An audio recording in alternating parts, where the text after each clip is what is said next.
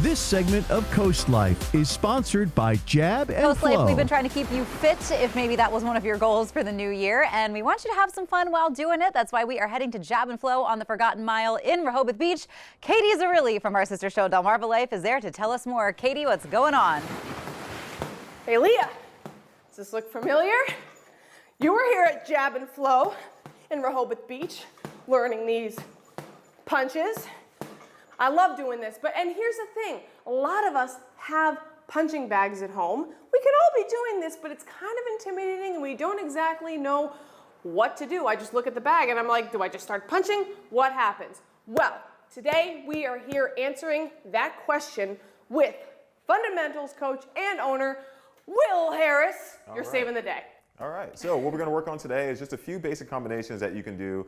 Just as you said, a lot of people have punching bags or they see a punching bag in the gym. They're like, I want to do that, but I don't know what to do. Yeah. So with hitting the bags, like it doesn't have to be anything complicated. You can just start off with learning absolute basic fundamentals, which is my job here, just teaching the beginners, just basic footwork drills and basic punching. So we're going to go over 3 punching combinations that you can work on anytime. Love it. Okay, here we go. What do we do first? All right, so super basic is I want you to just find your range, okay? So when I say that, I want you to figure out how far away from that bag you can be without actually hitting that bag. Okay, perfect. Okay, yep. right here? So now from there, I want you to step in about a ½ an inch, right? Because you want to make sure that you are fully extending your punches and you're not just doing a little T-Rex thing, okay? Right. All right, so I want you to bring out your left hand while keeping your right hand up at your face, and now you're going to rotate your back foot and extend that right hand, okay? So now let's try to pick up a little speed with that, little by little. Here, snatching those hands back where they started.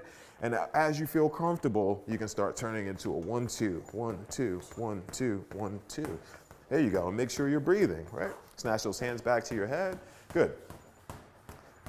And to make this a workout, you can do this for 10 seconds at a time, 20 seconds, 30 seconds. Just work on whatever you got, okay? So work with whatever you've got.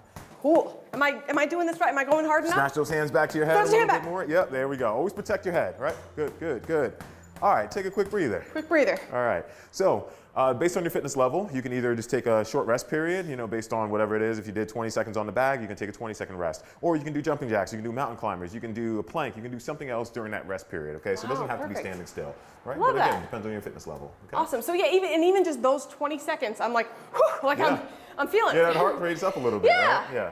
Cool. All right, so the next one we got, super simple, just throwing out 2 jabs, and then you're gonna come around with that cross. And remember, every time you throw your right hand, you're gonna turn that back foot with it, okay? Chin down, 1, 1, 2. Okay, so here we go. Let's go for it. 1, 2. Now make sure as you bring that left hand back, it's coming right back here and you're not overreaching, okay? That's the most important thing with this. And go ahead, I'll correct you as you're going and I'll talk to you as you're going. But most important thing with this is just mastering your fundamentals, okay? And not getting wild with your punches.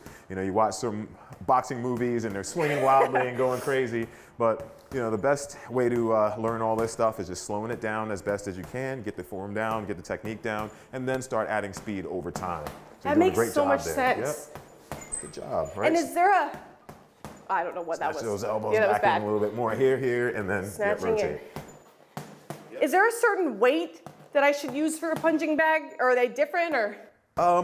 So honestly, you can get a bag that's, if the bag weighs at least about 70 pounds, that'll be a good bag to start with. Because sometimes, even with this one, it's a little light, so it's gonna swing on you a little bit more. Heavier bag is gonna stay in place a little bit better. But that's, nothing overly concerning. Just as long as you got a bag there, you can work on it. Whew. All right. How's that? Take a breather for a minute. I was like, he's gonna keep answering this question and I'm never gonna get a break.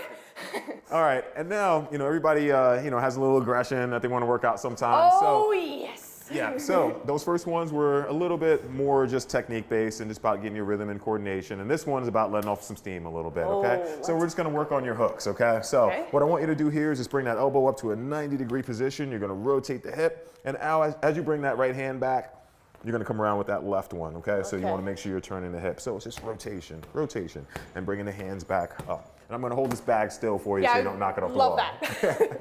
Okay, so 90 degrees, you said? Yep, bring that elbow up to 90 degrees. There you go. Snatch your hand back up to the head. And now come around with the left hand. And try to, rotate into that left punch. Good. There we go. Yep, make it good. All right, snatch those hands back. And try not to wind up as much, okay? Make it more core and hip rotation. Okay, the winding up is, I keep doing that. Yep. There you go. Yep, start off slow, as with everything else. Start off slow. Right. Yep. So slow rotation, slow rotation. And I could see how that would be a good core workout. Exactly. You should feel it coming from the core and from the hips. Pop. There you go. Let's get 5 more of those in. Yep, there we go. Pop, pop. Good. Try not to get too wild. Don't snatch those hands back. Yep, keep them here. Rotate, rotate. Good. Rotate, rotate. Let's do one more. All right. Yeah. Good job. All right, here we go.